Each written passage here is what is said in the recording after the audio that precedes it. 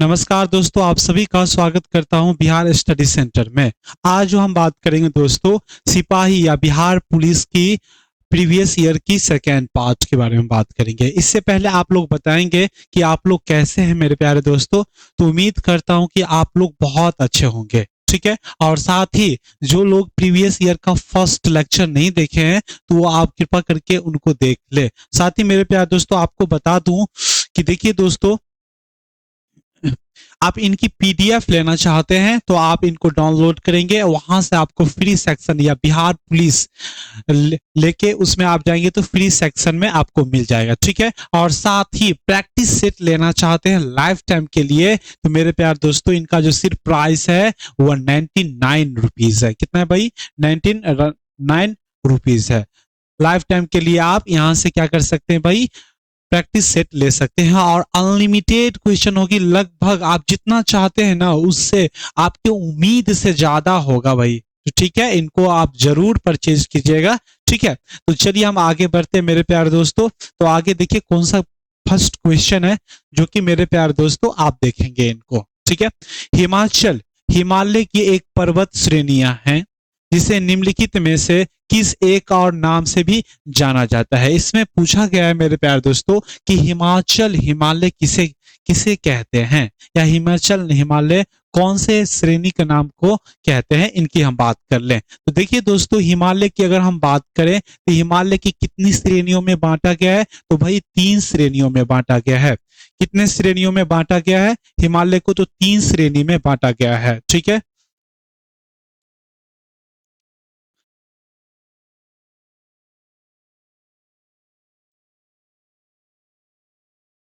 3 श्रेणी में बांटा गया। कौन कौन से है? पहले पहले की अगर हम बात करें दोस्तों तो पहला जो है जिसे हम क्या कहते हैं, जिसे हम बृहद हिमालय के नाम से जानते हैं। क्या भाई? बृहद हिमालय के नाम से जानते हैं। और बृहद हिमालय को सर्वोच्च हिमालय, सर्वोच्च हिमालय, ठीक है, सर्वोच्च हिमालय, ग्रेट हिमालय, ठीक है, और हिमाद्री हिमाद्री हिमालय, हिमाद्री हिमालय के नाम से जानते हैं। दूसरा जो श्रेणी है मेरे प्यारे दोस्तों, दूसरे श्रेणी को क्या कहते हैं? तो दूसरा श्रेणी को हम क्या कहते हैं? मध्य हिमालय। और मध्य हिमालय को अन्य नाम से भी जाना जाता है। क्या क्या है भाई? बात करेंगे, इसे हम लघु हिमालय के नाम से जाने जाते हैं। इसे लघु हिमालय के नाम से भी जाने जाते हैं। और साथ ही मेरे प्यारे दोस्तों, इसे हिमाचल हिमालय, हिमाचल हिमालय के नाम से भी जाने जाते हैं, ठीक है। और तीसरी श्रेणी की अगर हम बात करें तो तीसरा श्रेणी कौन सी है भाई? तो वो है शिवालिक। क्या भाई? शिवालिक। आप लोग बताएंगे शिवालिक को और कौन कौन नाम से जाने जाते हैं, वो हम बात करेंगे।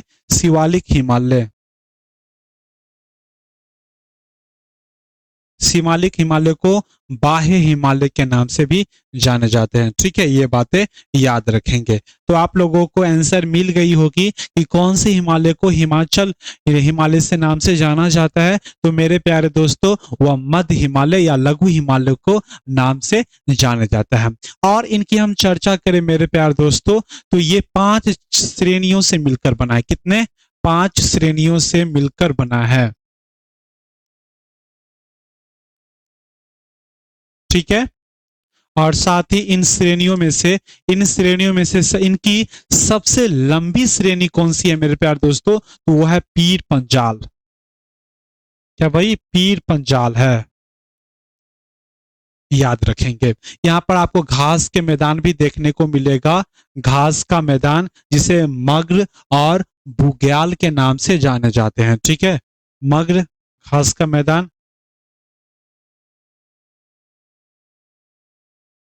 जिसे मग्र, मग्र जो कि मेरे प्यारे दोस्तों जम्मू कश्मीर में,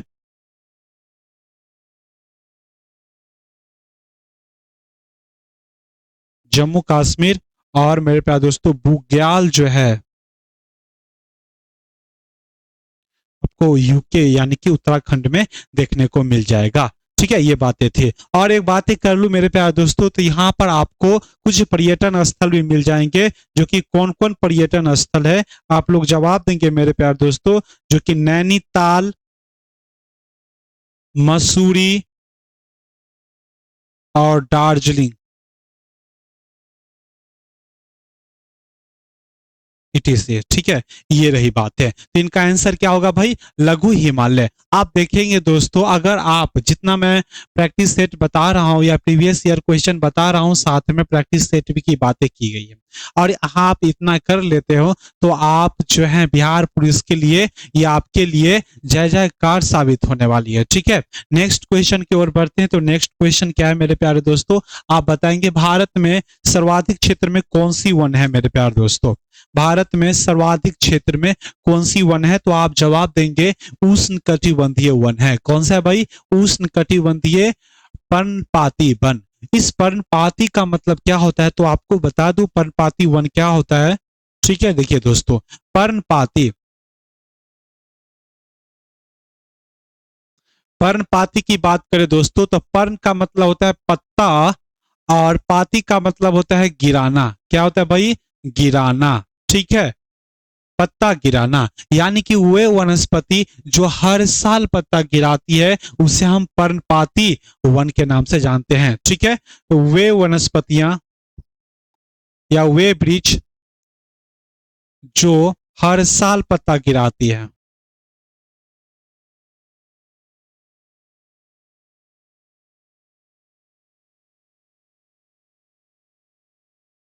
गिराती है, तो उसे हम क्या कहते हैं मेरे प्यारे दोस्तों, पर्णपाती। उदाहरण देखिए, तो उदाहरण में कौन कौन सा होगा मेरे प्यारे दोस्तों। उदाहरण की अगर बात किया है तो साल हो जाएगा भाई, साल। शीशम हो जाएगा, सागवान हो जाएगा। ठीक है, सागवान के बाद आम हो जाएगा, जामुन हो जाएगा, आम जामुन नीम हो जाएगा। ये सब जो है मेरे प्यारे दोस्तों क्या है भाई, पर्णपाती वन है। एक तेंदु भी लिख ले, और जिनको भाई तेंदु तेंदु तेंदु की बात करें तो ये एग्जाम के पॉइंट ऑफ व्यू से इंपॉर्टेंट हो जाती है, क्योंकि ये बार बार पूछे जाते हैं कि कौन से पत्ते की बीड़ी से बीड़ी बनते हैं। तो आप लोग क्या जवाब देंगे, तो आप लोग जवाब देना है मेरे प्यारे दोस्तों, तेंदु के पत्ते की बीड़ी बनती है मेरे प्यारे दोस्तों। ठीक है, बीड़ी बनती है। तो ये बातें आप लोग ध्यान रखेंगे।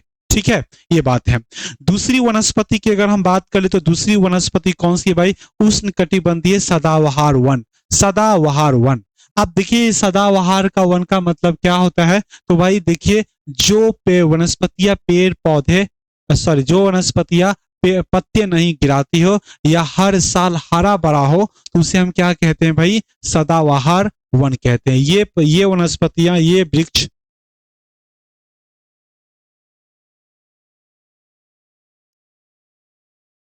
हर साल क्या करता है भाई, हरा भरा रहता है।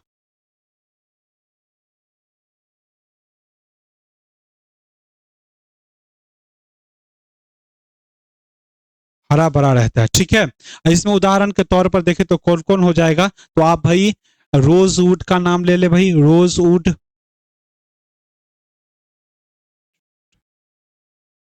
Rosewood, Ironwood.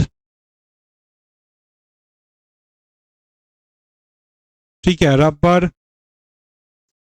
रबर के बाद आप याद कर ले मेरे प्यारे दोस्तों, मोहोगनी, मोहोगनी। और साथ में मेरे प्यारे दोस्तों आबनूस, आबनूस के आबनूस। इन वृक्षों की मेरे प्यारे दोस्तों एक हमेशा हरा भरी रहती है, पत्ता नहीं गिराती है। ठीक है, पत्ता गिराती तो है लेकिन इनका समय निर्धारण नहीं करता जब ये अपने मन से गिराती है। ठीक है, ये बातें थी। पर्वतीय वन की अगर हम बात करें दोस्तों, पर्वतीय वन की, तो ये देखिए 1500 से 3500 मीटर की ऊंचाई पर पाए जाते हैं। भाई कितने ऊंचाई पर पाए जाते हैं, ऊंचाई पर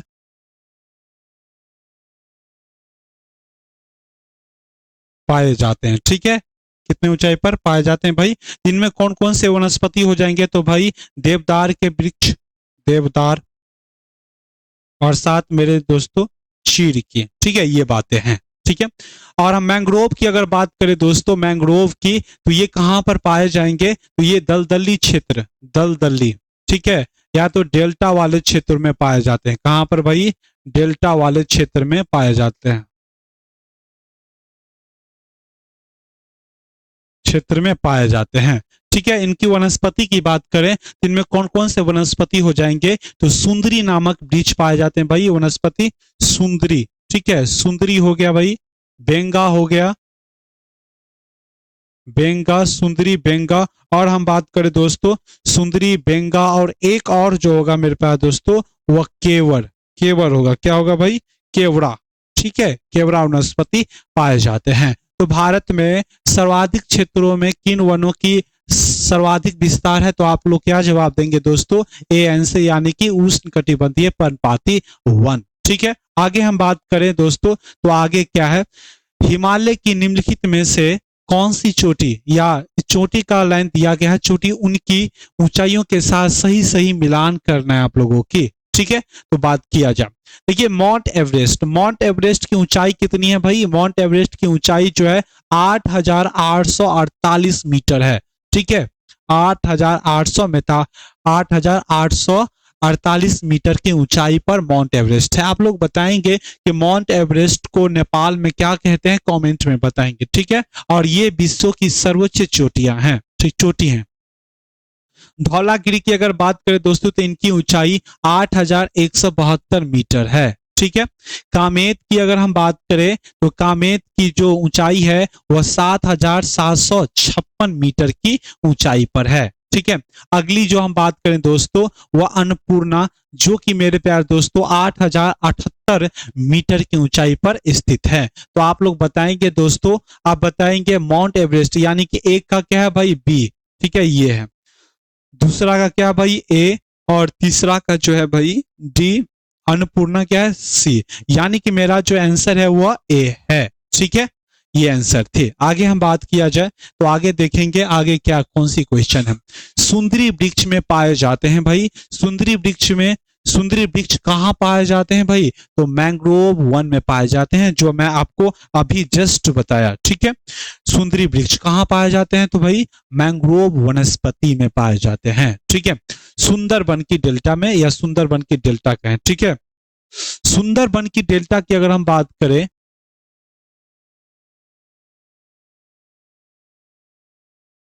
वन की डेल्टा की अगर हम बात करें दोस्तों, तो ये यहां पर सुंदरबन की डेल्टा की अगर बात करें, तो यहां पर मेरे प्यारे दोस्तों सुंदरी नामक वृक्ष पाए जाते हैं भाई, सुंदरी नामक वृक्ष पाए जाते हैं, और जिन कारण से इनका जो नाम रखा गया है सुंदरबन की डेल्टा नाम रखा गया है। ठीक है, सुंदरबन की, इनका जो मेरे प्यारे दोस्तों, इनका जो विस्तार कहां पर होता है, तो भाई दलदली, दलदली और डेल्टे वाले क्षेत्र में होता है। कहां पर होता है भाई, डेल्टे वाले क्षेत्र में होता है, जहां पर मेरे प्यारे दोस्तों नदियां जो है साफ पानी लेकर समुद्र के खारे पानी में मिलती है, उसी क्षेत्र में इनका विस्तार होता है। ठीक है, आगे हम जो बात करें दोस्तों, इसे मैंग्रोव वन भी कहते हैं। क्या कहते हैं भाई, मैंग्रोव वन भी कहते हैं, मैंग्रोव वन भी कहते हैं, मैंग्रोव वन कहते हैं, मैंग्रोव वन के नाम से जानते हैं। और साथ ही मेरे प्यारे दोस्तों इनको बता दूं न, इनकी जो जड़ें होती है, जड़ें जो होती है आधे पानी में होती है, आधे पानी में, और आधे क्या होती है, आधे पानी के बाहर।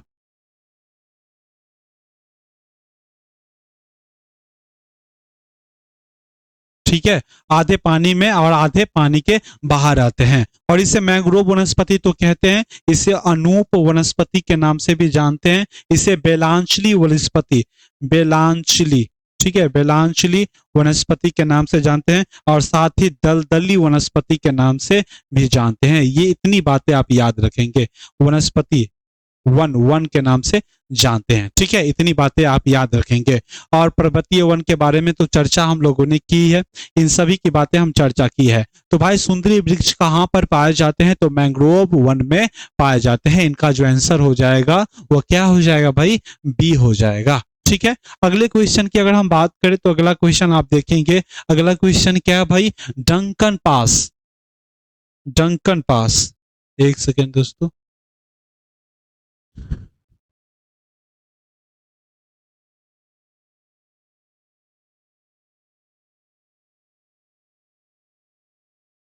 चलिए, डंकन पास इनमें से किसके बीच में स्थित है?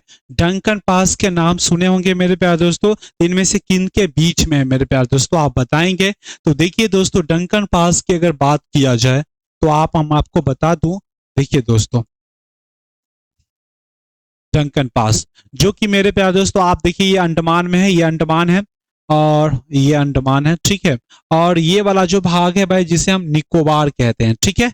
अंडमान और निकोबार द्वीप समूह के नाम से जानते हैं। जिसे हम इनकी बात करें दोस्तों, इनकी इनकी बात करें तो ये कौन सा अंडमान है मेरे प्यारे दोस्तों? तो ये उत्तरी अंडमान है, ठीक है।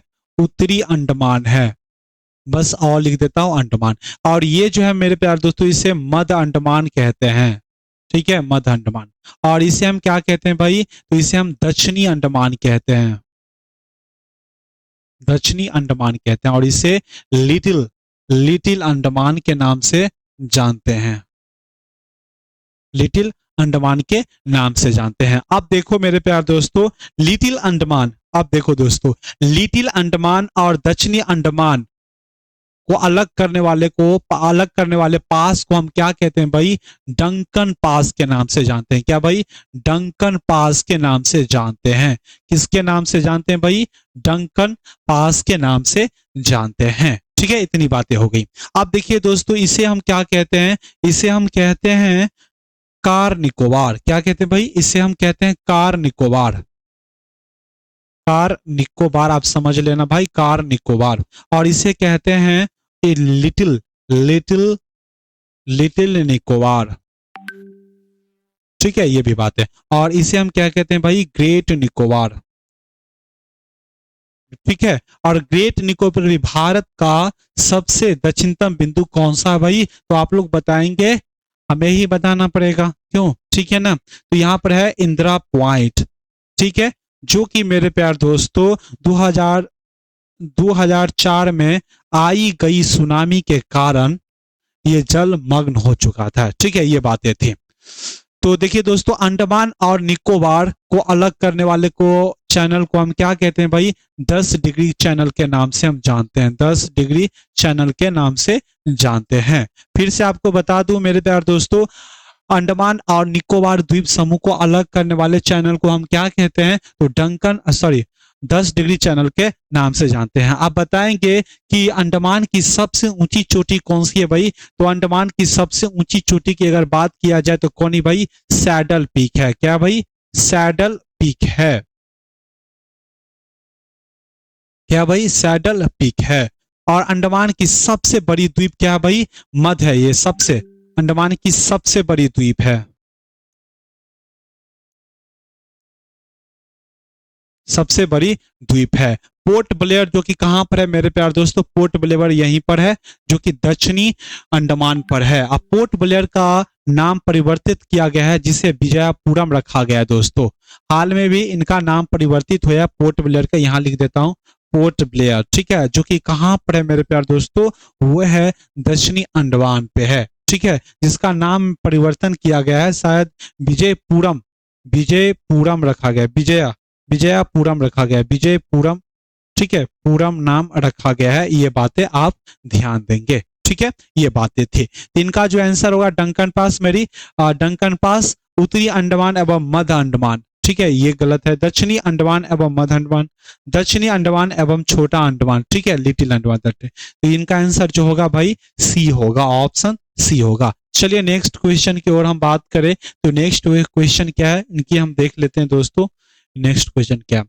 अक्षय नवीकरणीय ऊर्जा के स्रोत क्या का उदाहरण है?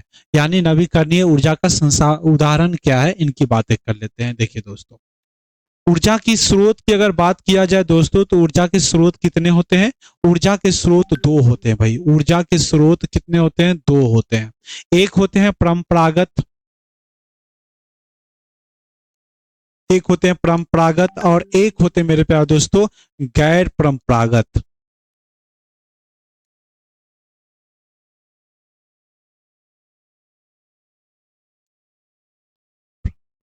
गत होते हैं, ठीक है।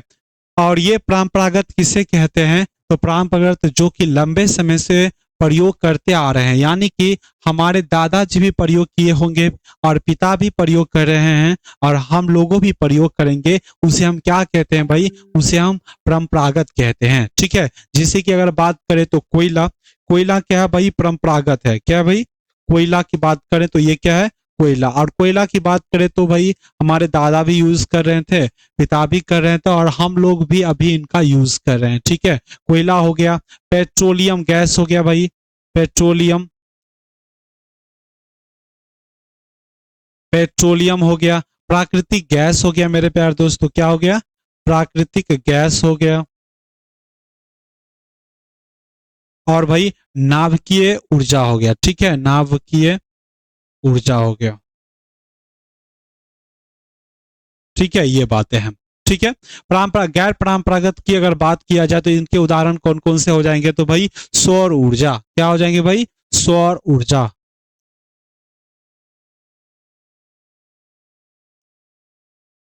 सौर ऊर्जा हो जाएंगे, ठीक है। पवन ऊर्जा हो जाएंगे, तापीय आ जाए, भूतापीय ऊर्जा हो जाएंगे भाई,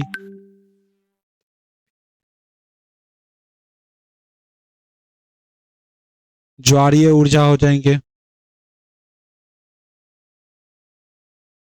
ठीक है। ये बातें हैं, लेकिन हम तो बात कर ली इतनी कि इसमें तो इनमें परंपरागत और गैर परंपरागत की तो चर्चा ही नहीं की गई है। तो देखिए दोस्तों, हम परंपरागत को ही क्या कहते हैं भाई? परंपरागत को ही नवीकरणीय संसाधन कहते हैं और गैर परंपरागत को नवीकरणीय संसाधन कहते हैं। इसे हम क्या कहते हैं भाई? अनवीकरणीय संसाधन कहते हैं। क्या कहते हैं? अनवीकरणीय संसाधन कहते हैं, ठीक है।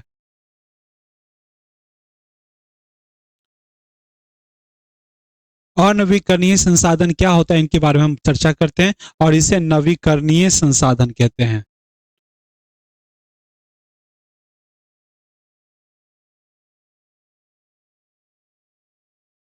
संसाधन कहते हैं।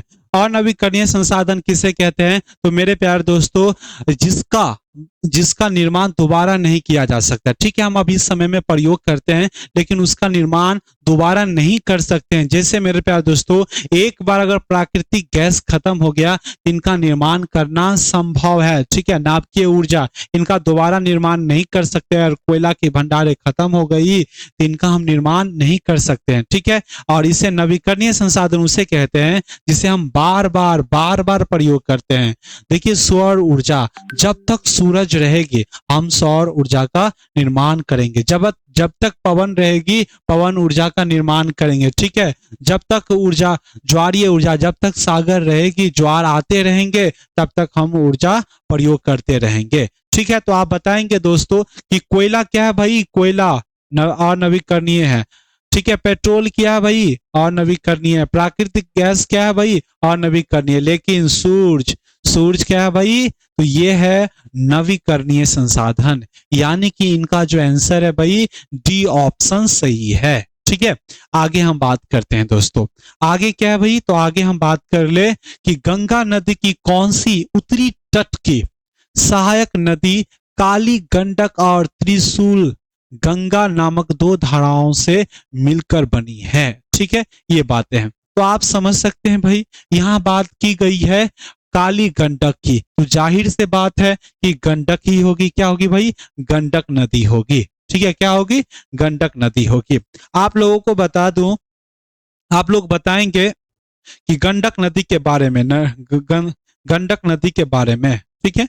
गंडक नदी को नारायणी नदी के नाम से भी जाना जाता है, ये भी याद रखेंगे, क्योंकि भाई एग्जाम के पॉइंट ऑफ व्यू से बहुत इंपॉर्टेंट हो जाता है। और क्योंकि मेरे प्यारे दोस्तों ये बार बार क्वेश्चन पूछे जाते हैं, ठीक है। ये बातें याद रखेंगे। तो इसे नारायणी नदी के नाम से, गंडक की बात करें तो इसे नारायणी नदी के नाम से भी जानते हैं, नारायणी नदी के नाम से जानते हैं, ठीक है, नारायणी नदी के नाम से जानते हैं, ये बातें करेंगे।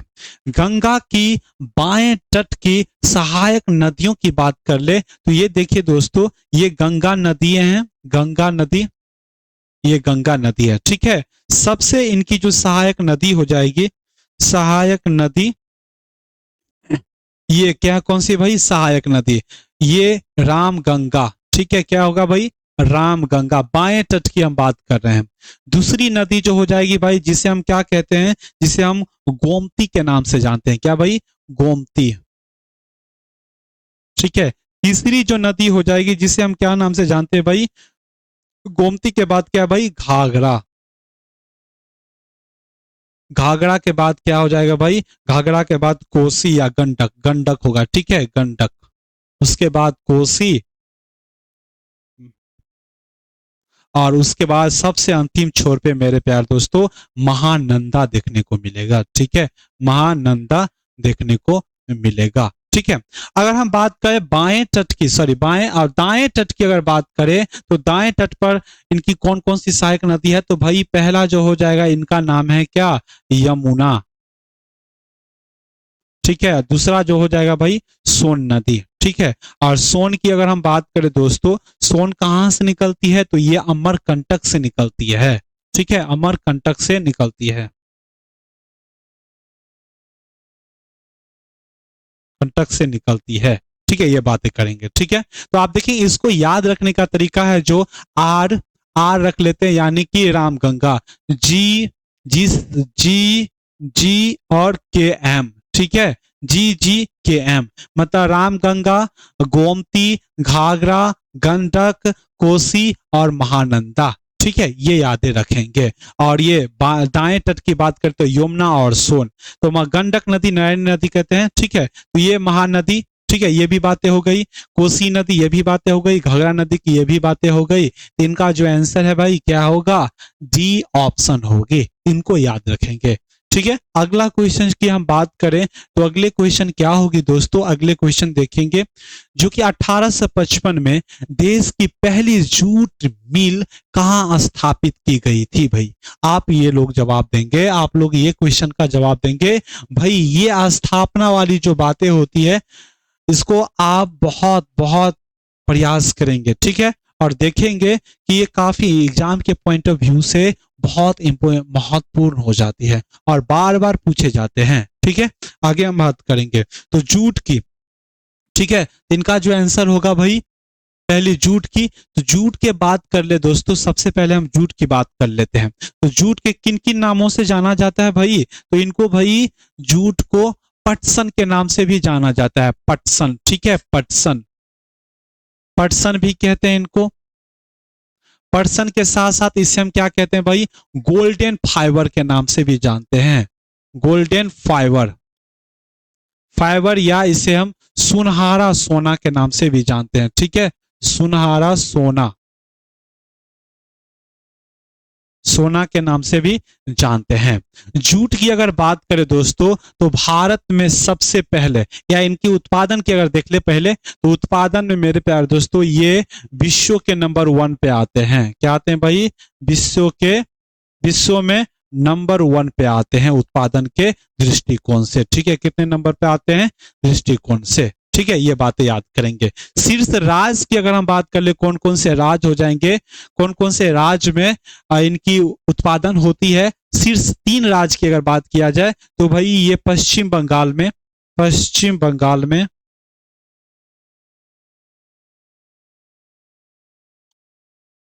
पश्चिम बंगाल, असम और बिहार। तीसरे नंबर पे क्या आता है भाई, बिहार आता है, इनकी बात करेंगे, ठीक है। दूसरी बात हम ये करेंगे कि जूट से कौन कौन वस्तु बनाई जाती है, तो भाई जूट से रस्सी बनाई जाती है, ठीक है, रस्सी बनाई जाती है, साथ ही चटाई बनाई जाती है, ठीक है, चटाई, और मेरे पास दोस्तों सूत बनाए जाए, सूत इत्यादि इन सभी को बनाई जाती है, ठीक है, ये बातें थी। आप देखिए दोस्तों 1855 में, 1855 में, ठीक है, इनका जो पहली मिल कहां पर स्थापित की गई थी, तो देखिए दोस्तों स्थान जो है रिसरा नामक स्थान पर भाई, रिसरा नामक स्थान पर, जो कि हुगली नदी के तट पर है भाई, नदी के तट पर बनाया गया है। ठीक है, हुगली नदी के तट पर बनाया गया, जो कि कहां पर है मेरे प्यारे दोस्तों, कोलकाता में है। कहां पर, कोलकाता में। ठीक है, ये याद रखेंगे दोस्तों। तो कौन सी आंसर आ जाएंगे भाई, तो कोलकाता, यानी कि हमारा जो ऑप्शन है वह आंसर सी है। ऑप्शन क्या है भाई, सी है। ठीक है, ये बात देख ही चुके थे। ठीक है, नेक्स्ट क्वेश्चन की अगर हम बात करें दोस्तों, तो नेक्स्ट क्वेश्चन क्या होने वाली है आप लोग देखेंगे। हिमालय की अधिकांश नदियां किस प्रकार की है। ठीक है, आप बताएंगे कि ब्रह्मासी है, या मौसमी है, या विदेशत है, या घना परक है। ठीक है, ये बातें करेंगे।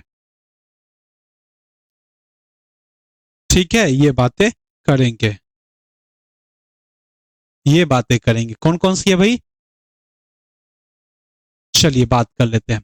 हिमालय की अगर हम बात करें दोस्तों, देखिए दोस्तों, हिमालय की अधिकांश नदियां जो है मेरे प्यारे दोस्तों ब्रह्मासी है, यानी कि ये सदा बहती रहती है, सदा फॉलो रहती है। और साथ ही इस नदियों में मेरे प्यारे दोस्तों आपको हमेशा जल की उपस्थिति देखने को मिल जाएगा, यानी कि हर समय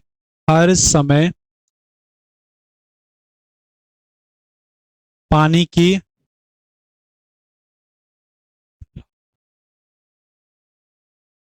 उपलब्धता रहती है। ठीक है, क्योंकि मेरे प्यारे दोस्तों ये ग्लेशियर से निकलती है। ठीक है, ये बातें हैं।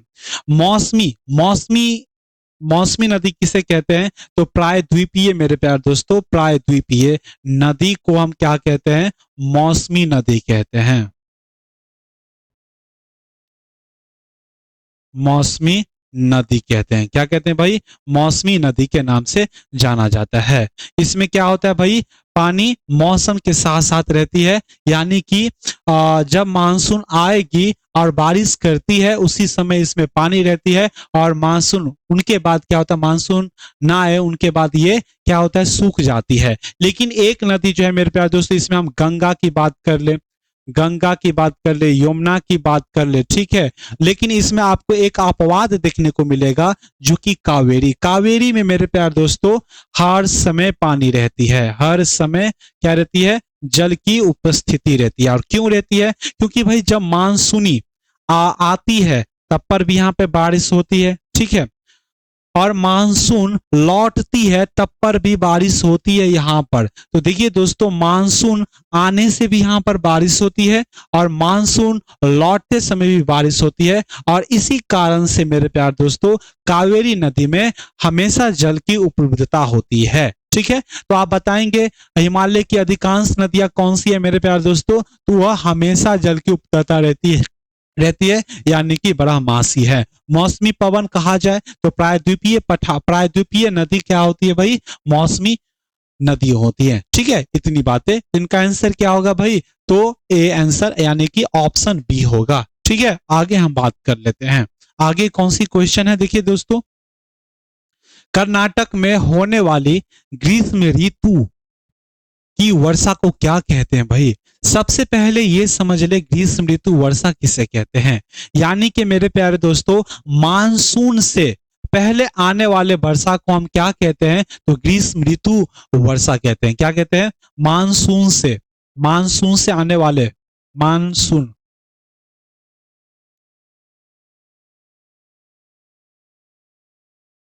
पहले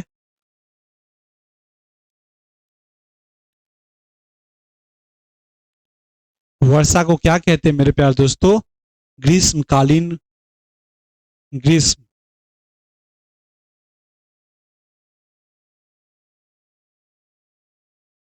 वर्षा कहते हैं। यानी कि मेरे प्यारे दोस्तों ये मार्च के बाद और जून से पहले, क्या भाई, जून से पहले वर्षा आती है। ठीक है, जिसे हम क्या कहते हैं, ग्रीष्मकालीन वर्षा कहते हैं। ठीक है, तो ये बातें हैं कि भाई कर्नाटक में इसे क्या कहते हैं, ग्रीष्मकालीन वर्षा को, तो भाई इसे हम कर्नाटक में आम्र वर्षा के नाम से जानते हैं। कहां कहां जानते हैं, तो भाई कर्नाटक और कहां पर दोस्तों, केरल में इसे हम क्या कहते हैं, ग्रीष्मकालीन वर्षा को आम्र वर्षा के नाम से जाने जाते हैं। चाय वर्षा की अगर बात किया जाए तो चाय कहां पर पाए जाते हैं चाय पत्ती भाई, तो असम में इसे क्या नाम से जाने जाते हैं भाई, तो चाय वर्षा के नाम से जाने जाते हैं। मावट की अगर हम बात करें दोस्तों तो ये शीतकालीन वर्षा है। क्या भाई, शीतकालीन वर्षा है। और शीतकालीन वर्षा किसे कहते हैं, जो शरद ऋतु में वर्षा होती है या सर्दी के समय वर्षा होती है, उसे हम शीतकालीन वर्षा के नाम से जाने जाते हैं। कहां भाई, शीतकालीन वर्षा के नाम से जाने जाते हैं। ये बातें आप याद रखेंगे, ठीक है। काल बैसाखी कहाँ होती है मेरे प्यारे दोस्तों, तो ये देखेंगे दोस्तों वेस्ट बंगाल में होती है। कहां पे, पश्चिम बंगाल में।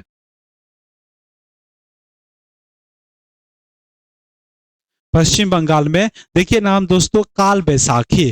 काल मतलब बैसाख में आने वाली वर्षा, ऐसी जो काल ला दे उसे हम काल वैसाखी कहते हैं। तो ये मावट आपने सीख लिया, शीतकालीन वर्षा है, ठीक है भाई, शीतकालीन वर्षा है जिसे हम क्या कहते हैं भाई, मावट कहते हैं। तो कर्नाटक में होने वाली ग्रीष्म ऋतु की वर्षा को क्या कहते हैं, इनका जो ऑप्शन हो जाएगा वह ए हो जाएगा, जिसे हम आम्र वर्षा के नाम से जाने जाते हैं। चलिए अगले क्वेश्चन की अगर बात करें, देखो भाई इनका जो पीडीएफ जो मिलने वाला है वो आपको पहले भी बता चुका था कि एप्लीकेशन पर मिलने वाली है। आप जाएंगे वहां पर और सिपाही या पुलिस नाम की फ्री ऑफ पीडीएफ होगा, वहां पर जाके आप इनको डाउनलोड कर सकते हैं या तो प्राप्त कर सकते हैं, ठीक है। आगे हम बात करें दोस्तों, अगले क्वेश्चन क्या होगा, और ये क्वेश्चन जो है एग्जाम के पॉइंट ऑफ व्यू से बहुत महत्वपूर्ण हो जाता है और एग्जाम में बार बार पूछे जाते हैं, ठीक है। निम्न में से कौन सा बांध कावेरी नदी पर नहीं है, ठीक है। आप ये बांध वाली, परियोजनाओं वाली, झरने वाली, जलप्रपात वाली हमेशा उनको याद रखेंगे, ठीक है, क्योंकि बहुत बहुत बार पूछा जाता है एग्जाम में, ठीक है। देखिए दोस्तों क्या पूछ रहा है भाई, कावेरी नदी पर नहीं बना है भाई, कावेरी नदी पर नहीं बना है। चलिए हम देख लेते हैं कौन है। मैथन की अगर हम बात करें दोस्तों तो मैथन की बात करें तो ये दामोदर नदी पर बना है। कहां पर भाई, दामोदर नदी पर बना है,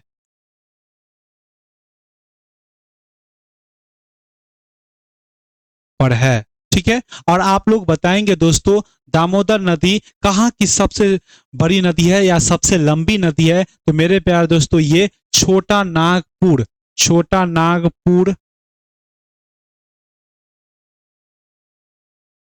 पुर की सबसे लंबी नदी है।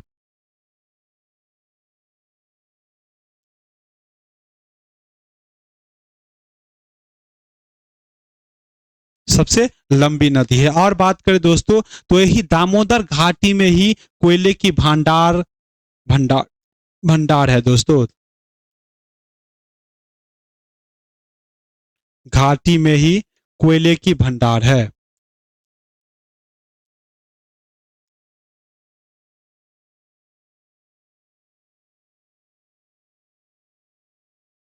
भंडार है दोस्तों। छोटा नागपुर की सबसे ऊंची चोटी कौन सी है मेरे प्यारे दोस्तों, तो सबसे ऊंची चोटी जो हो जाएगा आपको पारसनाथ। क्या हो जाएगा भाई, पारसनाथ, ठीक है। आप ये याद रखेंगे और इनकी ऊंचाई कितनी है आप लोग कमेंट में बताएंगे दोस्तों, ठीक है। तो ये मैथन, अब ये तीनों जो दिखते हैं मेटूर हो जाएगा दोस्तों, मेटूर, ठीक है। मेटूर का कलनाई और कृष्णराज सागर, जो कि मेरे प्यारे दोस्तों ये तीनों जो हैं ये कहां पर है भाई, तो कावेरी नदी पर हैं। कहां पर है भाई, कावेरी नदी पर स्थित है। क्या भाई, कावेरी नदी पर, कावेरी नदी पर स्थित है, ये बातें याद रखेंगे,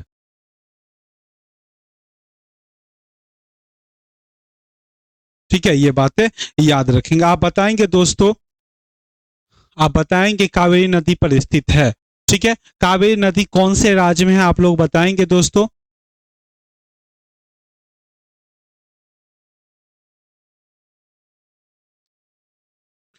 कावेरी नदी, ठीक है। एक बात और कर लूं दोस्तों, तो आप लोगों को बताया था कि कावेरी नदी यानी कि प्रायद्वीपीय की नदी है, ठीक है। और यहाँ पर मेरे प्यारे दोस्तों ये क्या है, तो ये मौसमी मौसमी नदी होगी, जहां पर क्या होता है, पानी मानसून के समय ही यहाँ पर पानी रहती है, वरना ये सूख जाती है। लेकिन कावेरी एक ऐसी नदी है जो कि यहाँ पर मानसून आते समय आने से भी वर्षा होती है और लौटते समय भी वर्षा होती है। ठीक है, लौटते समय भी वर्षा होती है, और जिन कारण से इसमें कावेरी में हर साल पानी की उपलब्धता होती है। ठीक है, तो निम्नलिखित में से कौन सा बांध कावेरी नदी पर नहीं है? तो भाई इनका जो ऑप्शन हो जाएगा वो ए, यानी कि मैथन। चलिए नेक्स्ट क्वेश्चन की अगर हम बात करें तो नेक्स्ट क्वेश्चन क्या है भाई? नेक्स्ट क्वेश्चन देख लो भाई, उत्तर दक्षिण गलियारा जोड़ता है भाई, उत्तर दक्षिण गलियारा।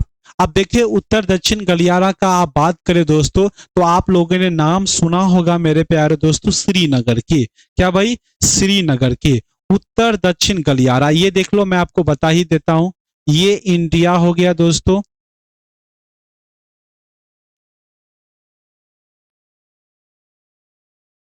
ये इंडिया हो गया। श्रीनगर जो कि मेरे प्यारे दोस्तों यहां पर है। ठीक है, श्रीनगर जो कि मेरे प्यारे दोस्तों यहां पर है, श्रीनगर। ठीक है, और यहां से लेकर मेरे प्यारे दोस्तों कन्याकुमारी। ठीक है, कन्याकुमारी जो कि भारत की मुख्य भूमि का दक्षिण बिंदु है। ठीक है, और श्रीनगर से लेकर के कन्याकुमारी तक की अगर बात किया जाए मेरे प्यारे दोस्तों, यहां तक की जो सड़क बिछाई है, जिसे हम किन नामों से जाना जाता है, किन नामों से जाने जाते हैं मेरे प्यारे दोस्तों? इसे राष्ट्रीय नेशनल हाईवे 44 के नाम से जाने जाते हैं। कौन भाई? नेशनल हाईवे 44 के नाम से जाने जाते हैं। और इसी को मेरे प्यार दोस्तों, इसी को हम उत्तर दक्षिण गलियारा के नाम से जानते हैं। ठीक है, उत्तर उत्तर दक्षिण गलियारा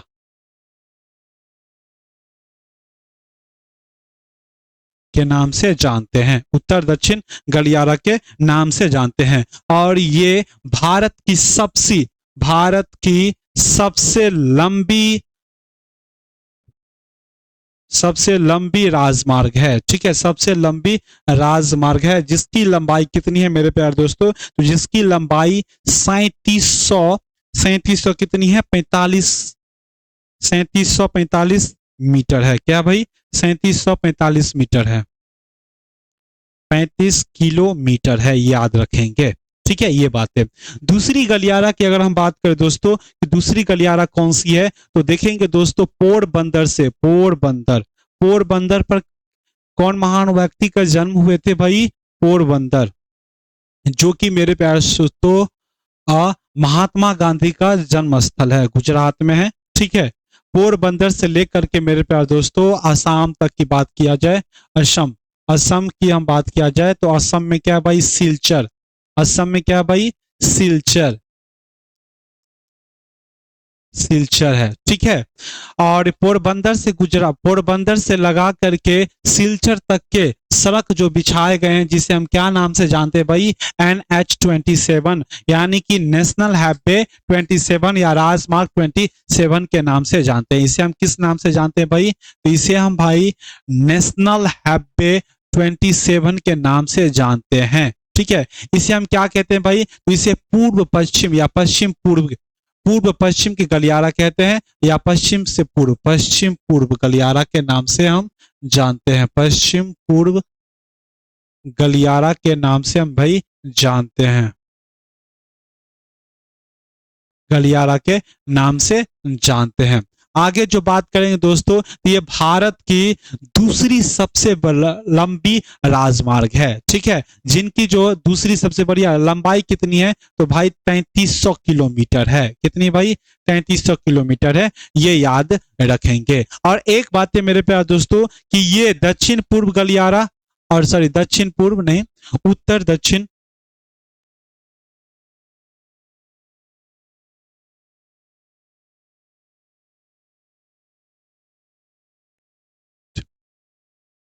ठीक, इनको काटती कहां पर काटती है मेरे प्यारे दोस्तों? तो ये झांसी में काटती है। कहां पर भाई? झांसी में काटती है।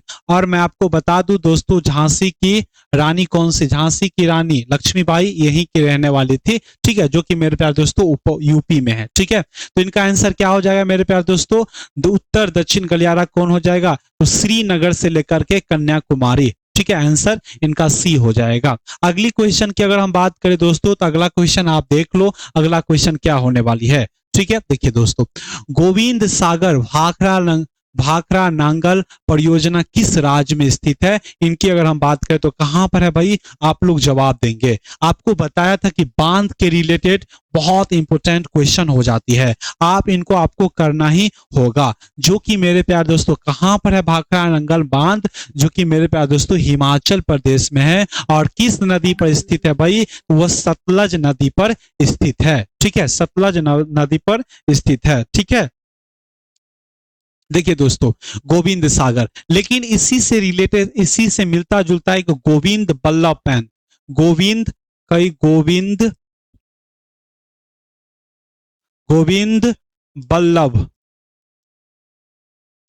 बल्लभ पंत बांध है, जो कहां पर है मेरे प्यारे दोस्तों? जो कि यूपी में है मेरे प्यारे दोस्तों। कौन से स्थान पर है मेरे प्यारे दोस्तों? सोनभद्र, क्या भाई? सोनभद्र जिले पर है, याद रखेंगे, सोनभद्र जिले में है। कौन से नदी पर है? तो बताएंगे दोस्तों, सोन की सहायक नदी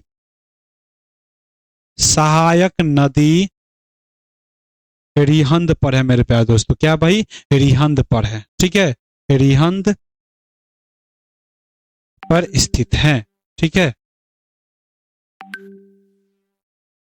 स्थित है। ये याद रखेंगे दोस्तों, क्या याद रखेंगे? ये याद रखेंगे। कहां पर है भाई? हिमाचल प्रदेश में। अब देखो दोस्तों, बांध से रिलेटेड मैं बार बार बता रहा हूं कि बहुत महत्वपूर्ण हो जाती है। यहां से आपको बांध रिलेटेड जो वर्तमान समय में चर्चित में है, तो उनको तो भाई हमेशा के लिए याद कर लेना, तो एग्जाम में आपको बैठना है, ठीक है, काम भी आएगा, क्योंकि उसको याद ही कर लेना, ठीक है। ये बात है। एक सेकेंड दोस्तों, चलिए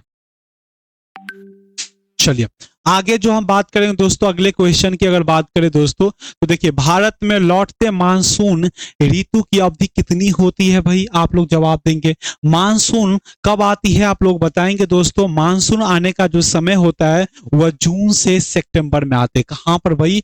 जून और सितंबर में आती है, ठीक है। ये बात करते हैं। चलिए मानसून की हम बात कर ले। देखिए दोस्तों, मानसून की अगर हम बात करें तो मानसून कब आती है भाई? तो जून। ये हमारा भारत हुआ। देखिए दोस्तों, मानसून जो आने का जो समय हुआ मेरे प्यारे दोस्तों, वह जून में आती है, ठीक है, जून में आती है। और इसी मानसून से पूरे भारत में वर्षा होती है भाई। क्या होती है? पूरे भारत में वर्षा होती है, लेकिन ये तमिलनाडु में वर्षा नहीं होती है। तमिलनाडु में वर्षा नहीं होती है, लेकिन जब मानसून लौटती है तब तमिलनाडु और आंध्र प्रदेश में वर्षा कराती है, ठीक है, वर्षा आंध्र प्रदेश में वर्षा कराती है, ठीक है। तो आप सबसे ये पूछा जाएगा कि आप लोग बताएंगे कि कौन सा राज्य है जिसे मानसून से नहीं होती है, लौटती हुई मानसून से होती है? तो क्या कहते हैं भाई? आप लोग तमिलनाडु और आंध्र प्रदेश का नाम बताएंगे, ठीक है। जो कि मेरे प्यारे दोस्तों ये जून से लेकर सितंबर तक होती है, लेकिन पूछ रहा है मेरे प्यारे दोस्तों, लौटते मानसून की ऋतु की अवधि कितनी होती है?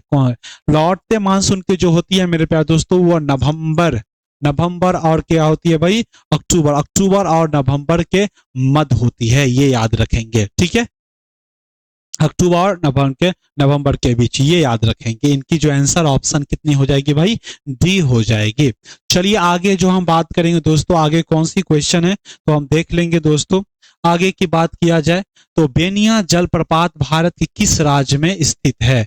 बेनिया जलप्रपात देख रहे हैं भाई साहब, जलप्रपात जो है वो बहुत पूछे जाते हैं, और इसलिए आपको कहते हैं इनको बहुत बार रिवीजन कीजिएगा, ताकि आपके दिमाग में हर तरह से ये फिट हो जाए। और जल प्रवाह से रिलेटेड कोई भी क्वेश्चन आए तो आप धड़ाक से सटीक से आंसर लगा दें, ठीक है। तो चलिए दोस्तों, तो ये कहां पर है दोस्तों?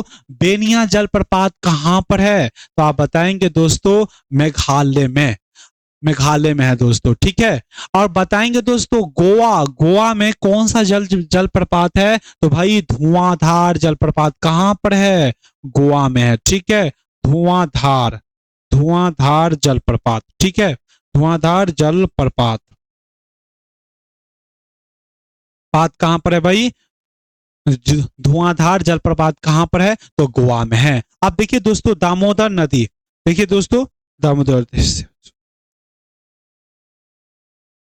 अब एक चीज और याद रखेंगे दोस्तों, शिव सुंदरम, शिव सुंदरम, शिव सुंदरम, ठीक है। सुंदरम जलप्रपात कहां पर है भाई? तो कर्नाटक में है, ये भी याद रखेंगे, कर्नाटक में है, इसको भी आप याद, कर्नाटक में है, ठीक है। कौन सी नदी पर है? तो ये मेरे पे कौन सी नदी पर है इतनी मैंने नहीं रखता है, लेकिन आप ये राज याद रख ले, ठीक है। जो कि बेनिया जलप्रपात भारत के कौन से राज्य में है? तो ये मेघालय राज्य में है, ये याद रखेंगे। तो चलिए दोस्तों भाई साहब, अब देख लेते हैं मृदा अपरदन को रोका जा सकता है, मृदा अपरदन को किस विधि के द्वारा रोका जा सकता है? तो आप देखिए दोस्तों वन रोपण के द्वारा रोका जा सकता है, या वन उन्मूलन के द्वारा रोका जा सकता है, या उर्वरक के अत्यधिक उपयोग के द्वारा रोका जा सकता है, और अतिचारण के द्वारा क्या रोका जा सकता है, इनकी हम चर्चा कर लेते हैं। तो आप बताएंगे दोस्तों, आप बताएंगे, देखिए दोस्तों मृदा अपरदन क्या होता है? मृदा की एक जगह से दूसरे जगह जाना ही या अपने परत से हट जाना ही मृदा अपरदन कहलाता है, ठीक है। तो आप बताएंगे मृदा अपरदन का, इनका जो आंसर हो जाएगा ए हो जाएगा, क्योंकि मृदा अपरदन का वनारोपण अगर आप अधिक से अधिक वन रोपते हैं या वृक्ष लगाते हैं, अधिक से अधिक मात्रा में वृक्ष लगाते हैं दोस्तों, इससे क्या होगी भाई? पेड़ के जो जड़ें हैं जो मृदा को क्या करके रखेंगे दोस्तों? मृदा को बांध के रखेगी, ठीक है, बांध कर रखेगी, ये बातें थी। अब जितने अधिक पेड़ लगाएंगे उतने मात्रा में मृदा को जो है वह क्या करेगी दोस्तों? मृदा को क्या करेगी भाई? मृदा को बांध कर रखेगी, ठीक है। इतनी बातें हैं। वन क्या भाई? वन की कटाई से मृदा अपरदन होती है, रोका जा सकता है? तो नहीं भाई, नहीं रोका जा सकता है। उर्वरक के अधिक उपयोग से भी नहीं रोका जा सकता है। अतिचारण, आप देखो दोस्तों अतिचारण की अगर हम बात करें दोस्तों, अतिचारण जब गाय भैंस चरती है, ठीक है, तो वह चरती है तो घास को चरती है तो मिट्टी सहित उनको खार लेती है, तो इस समय में इनको रोका जाना संभव है दोस्तों? तो नहीं भाई, इनका भी आंसर ये नहीं होगा, इनका आंसर ऑप्शन ए होगा, इनकी भी याद रखेंगे। अगले क्वेश्चन की बात किया जाए दोस्तों, तो अगला क्या है? जोग जलप्रपात किस राज्य या केंद्र शासित प्रदेश में? मेरे प्यारे दोस्तों आप लोग जवाब देंगे, जोग जलप्रपात किस राज्य में है, ठीक है। जोग जलप्रपात,